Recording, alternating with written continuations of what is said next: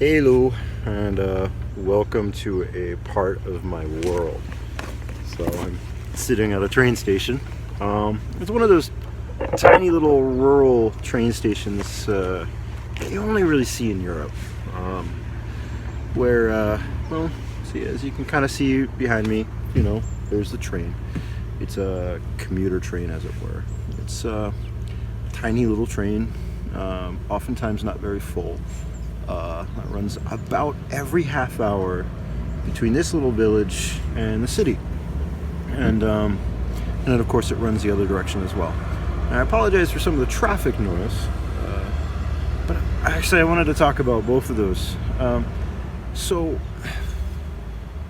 how do I say this? Well, okay, so you saw the kind of cool video of me riding my bike here. That's just a tiny little bit of my ride. I ride through a couple little villages.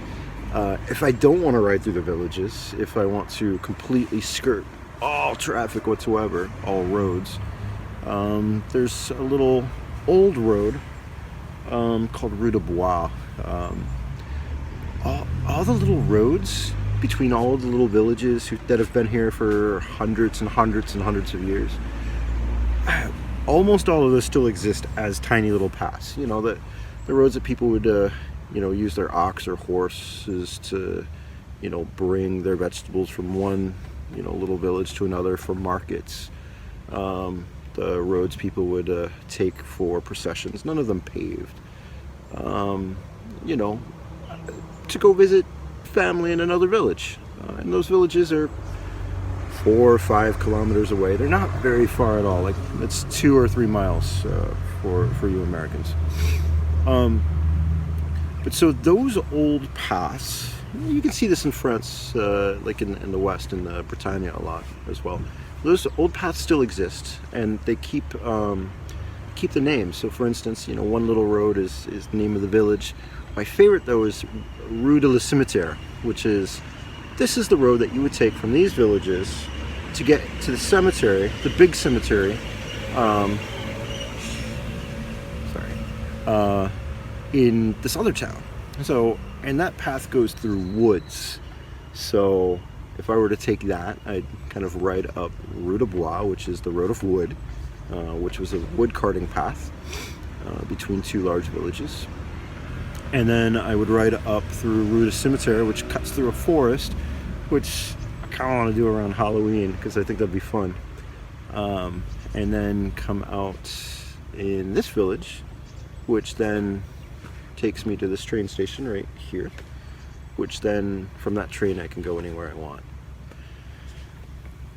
One of the things that I've noticed a lot, I feel like maybe I've talked about this before, but I'm gonna talk about it again if I haven't, is when we talk about how bad climate change is, and how bad capitalism and our way of life has made things for the world. There's always this idea we have to go way far back. Now, I'm always interested in some of the rewilding kind of ideas that okay, well, let's go all the way back to primitive cultures, as it were, before agriculture. Yeah, maybe. Not with 7 billion people in the world, we won't. However, you could go back a couple hundred years. You could even go back about 150 years, to the time when trains existed.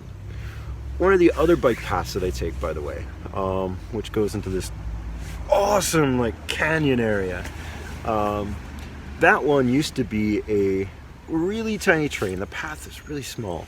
It was a notoriously slow train, but it was one of the first trains that kind of crossed through this country, and you could take that train from all of the big major cities, and none of the cities here are major, but you could take that path, or that train to all of these tiny little villages, and then cities where there were abbeys. Like, you go to one place because that's where the abbey was, and then you go to this other place because that's where all of the sawmills are, etc. So that's now a bike path. They got rid of that train. Speaking of train, the one is coming. I don't think that's mine. No, mine's got 5 or 6 minutes. It's going to be a little loud for a second. It'll be pretty neat. And there'll be people looking at me, but they're getting off on the other side, so it's okay. But we don't have to go very far back. One of the things I always bring up when people are like, oh, well, you know, I mean, how are we going to live like that? Like, you know, we need all of these things that we have now. It's like, well, the Amish do pretty fine. The Amish do great. Lots of indigenous people do perfectly well. Lots of small villages in Africa and Asia and all of these other places that have not fully industrialized do okay. You know, you don't hear of everyone. There it is. Hi. That one doesn't even stop here. Actually, I think that one goes to Germany, I believe. Mine just goes into the city. But as I was saying, sorry about all this traffic. We don't need these cars. You can't see them here. Oh, there you go. Cars. We don't need those cars. We could actually do fine with trains and maybe horses again, or bikes. You know, and there's little technology that, for instance, the bike I saw. I don't know if you noticed. It had a little LED screen. It's a electric pedal assisted bike, which means it uses a little bit of electricity so that when you're climbing up a hill, it's not so hard. It's a nice commuter sort of thing. You know, there are newer technologies like that we can use. And the battery on that is pretty tiny. The battery on a electric car is massive and uses up all kinds of resources in order to kind of do the same thing, just faster and without using your legs, because I still have to use my legs on this bike, which is fine. I like using my legs. By the way, I'm at this train station right now because I'm on my way to the gym. So I have to ride the bike from the house across streams and through villages.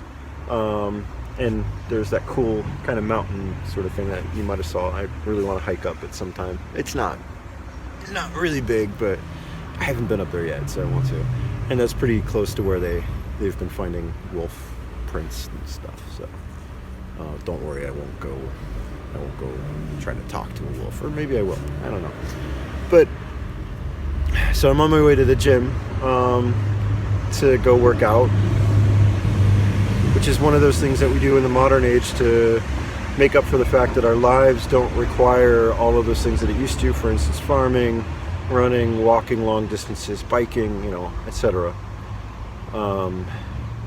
We do a lot of accommodations to make up for the fact that our accommodations are harming us. And we don't need so much. We don't need to go far back. Also, I don't know. When I grew up in America, honestly,